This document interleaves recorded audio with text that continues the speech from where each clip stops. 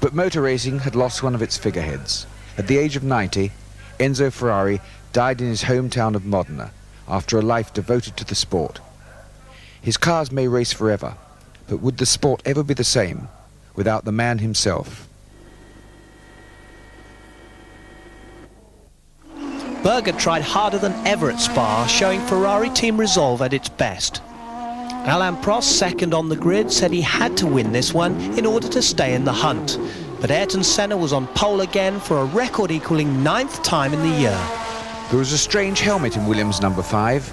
Nigel Mansell's chickenpox had been followed by a further virus, so in came Martin Brundle, who was racing for Jaguar in 1988.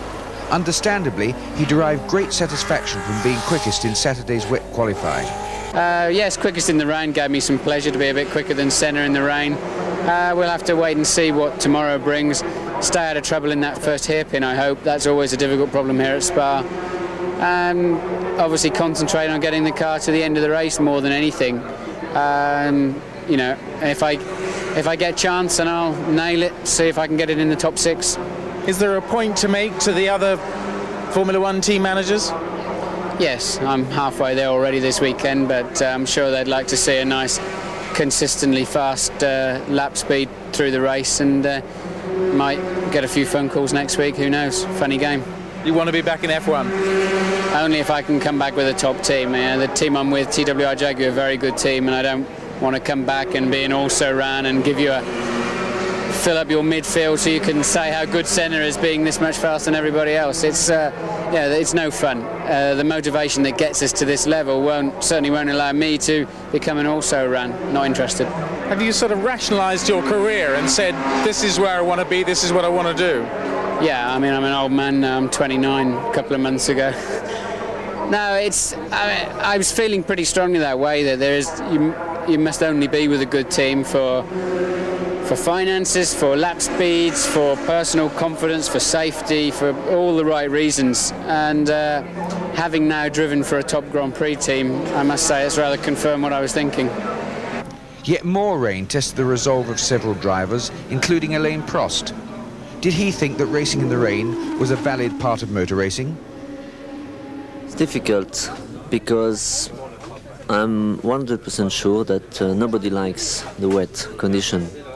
But also one day you say, oh, I don't like wet, and then you have an etiquette, you know, and everybody will say in the next 10 years that it's not good when it's wet, which is not true, because I can be quick when it's wet. What I want to say is all the drivers are not very correct in their opinion.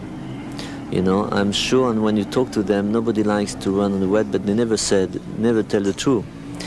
And they're all afraid when you have wet condition, and we should all say that it's not good to race in a very wet condition because you have no visibility. The problem is people don't understand what kind of risk we take in this condition, you know, and if you just to explain, you know, when you are behind the car, when you have no visibility, you see absolutely nothing, and you just follow the car and just hear the noise of the engine. When I remember when I was behind the Angelis in Portugal in 1985, I was behind him in the straight, and at the end of the straight, when I could hear the engine slowing down, then I was braking. You know, and in this condition, if you have a small problem, then you lose the car. And I can't understand why we don't have more accident on wet condition. But it's not because we don't have any accident at the moment that we should always race on this condition. And next time, maybe if it's wet like this morning, you have to start the race. For sure, I don't start it. And I don't care about the criticizing. Fortunately for everybody, it was dry on race day, and particularly for Alain Prost. Knowing his views on wet weather driving, lining up for the start, Ayrton Senna in his 9th pole position. Away they head towards La Source hairpin. 26 runners, and Alain Prost got into the lead, got there first, ahead of Ayrton Senna in 2nd place.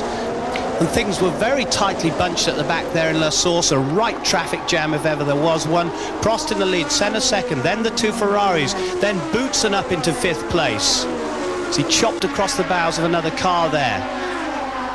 Very close indeed, but Senna is attacking Prost, and Senna on this first lap had got ahead of Prost into 1st place in the Belgian Grand Prix.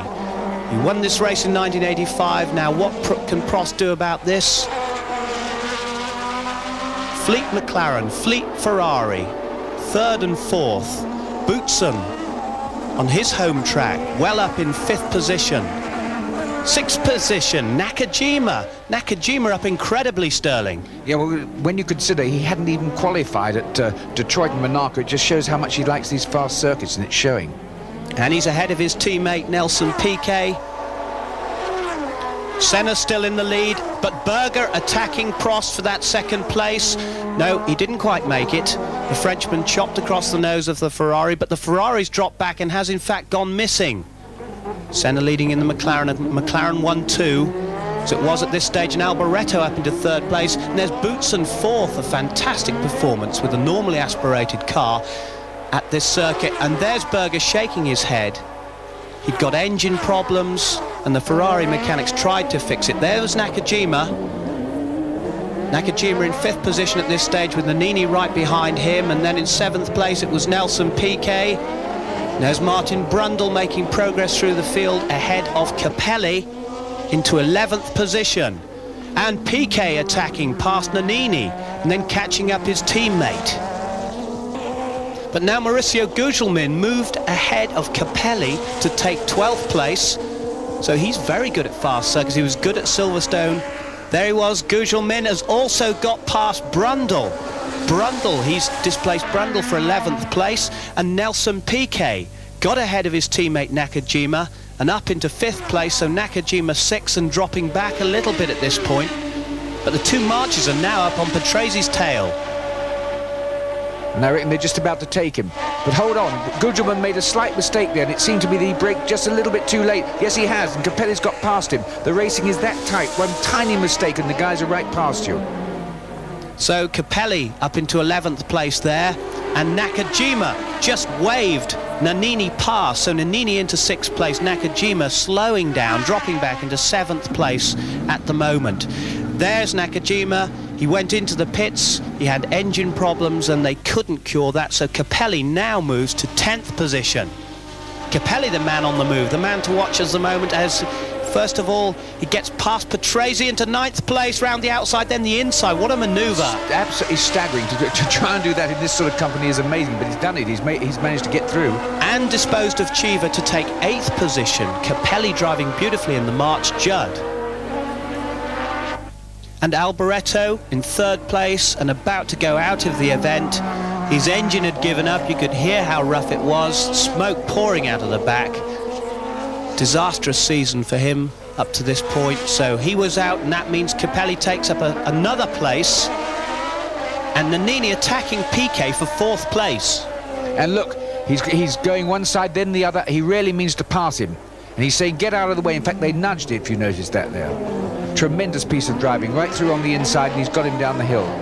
Nannini up into 4th position, Piquet down to 5th place, and Capelli in 6th position in the March, ever improving.